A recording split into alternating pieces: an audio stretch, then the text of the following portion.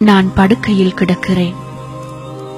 என்னுடைய பிள்ளைகள், சகோதரர்கள், சகோதரிகள் அனைவரும் என்னருகில் கவலை தோய்ந்த முகத்துடன் அமர்ந்திருக்கின்றனர். என்னுடைய நெருங்கிய நண்பர்களும் என்னை சூழ்ந்து நின்று கொண்டு என் முகத்தையே பார்த்து கொண்டிருந்தார்கள். திடீரென்று எனது மூச்சு பெரிதாக இழுத்தது. பெருமூச்சாக இழுத்து இழுத்து விட்டேன். எனது நிலைமை மோசமாவதை கண்ட சிலர் யாசின் சூறாவை ஓத ஆரம்பித்தனர். மூச்சு இப்பொழுது கொஞ்சம் லேசானது. எனது கண்களை திறக்கிறேன். ஏதோ ஒன்று எனது கண்கள் காண்கின்றன. ஆம், வந்துவிட்டார். மரணத்தின் வானவரான மலக்குள் மௌத் வந்துவிட்டார். நிரந்தர பயணத்தை நான் ஆரம்பிக்கப் போகிறேன். எனது வாய் திறந்தது. என் சகோதரன் சில துளிகள் தண்ணீரை எனது வாயில் ஊற்றுகிறான். அது அநேகமாக சம்சம் தண்ணீராக இருக்கும். மரண தருவாயில் எனது வாயில் ஊற்ற வேண்டும் என்பதற்காக நான் அதனை பாதுகாத்து வைத்திருந்தேன்.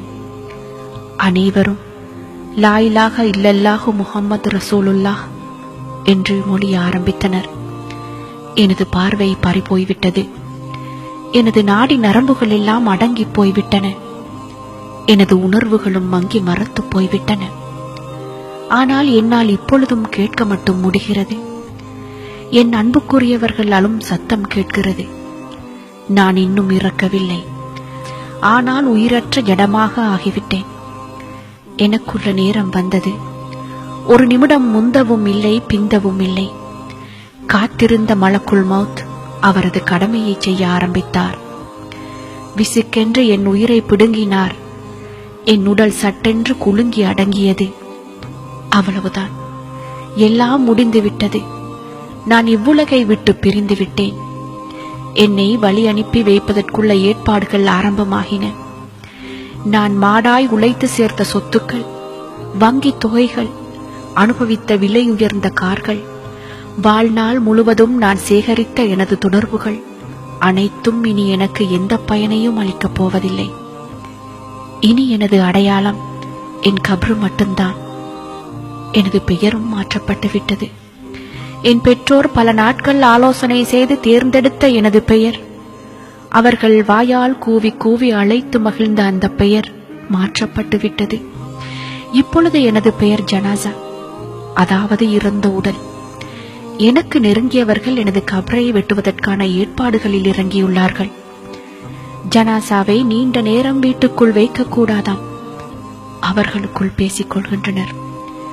என்னை இப்பொழுது நீண்ட நேரம் வைத்துக் கொள்ள அனுமதி இல்லாத இந்த வீட்டை நான் தான் கட்டினேன். பல கனவுகளுடன் பார்த்து பார்த்து லட்சக்கணக்கில் செலவு செய்து கட்டினேன். என்னை குளிப்பாட்ட ஏற்பாடு நடக்கிறது. நான் வீட்டுக்கு வெளியே குளிப்பாட்டுவதற்காக எடுத்துச் செல்லப்படுகிறேன். நான் பார்த்து பார்த்து கட்டிய வீட்டில், நான் அழகுற கட்டிய குளியலறையில் எனக்கு குளிக்க அனுமதி இல்லை.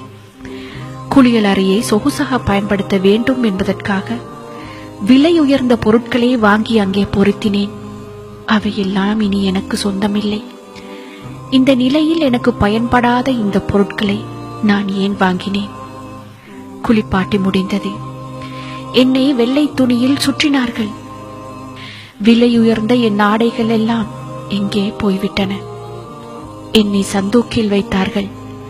எனது விலையுயர்ந்த ஏசி கார் ஒரு பக்கம் கம்பீரமாக நின்று கொண்டிருந்தது. அது இப்பொழுது எனக்கில்லை.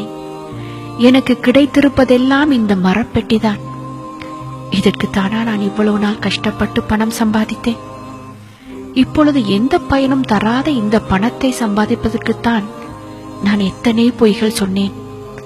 எல்லாம் வீணாக போய்விட்டது. நான் என் வாழ்க்கையை தொலைத்து விட்டேன். எனது இறுதி பயணத்தை சுத்தமாக மறந்துவிட்டேன்.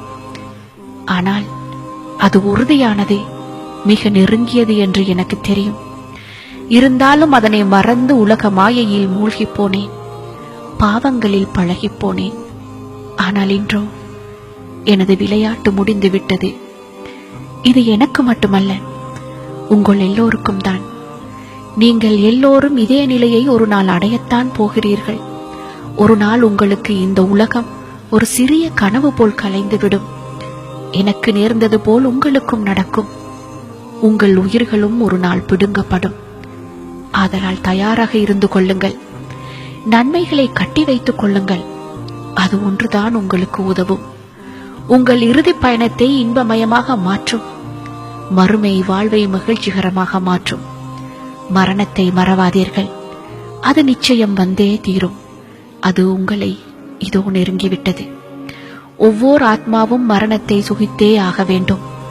அன்றியும் இறுதி தீர்ப்பு நாளில்தான் உங்கள் செய்கைகளுக்குரிய பிரதிபலன்கள் முழுமையாக கொடுக்கப்படும்.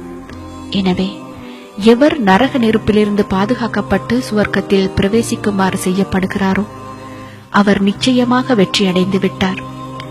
இவ்வுலக வாழ்க்கை மயக்கத்தை அளிக்கவல்ல அற்ப இன்ப பொருளே அன்றி வேறில்லை. அல் குர்ஆன்.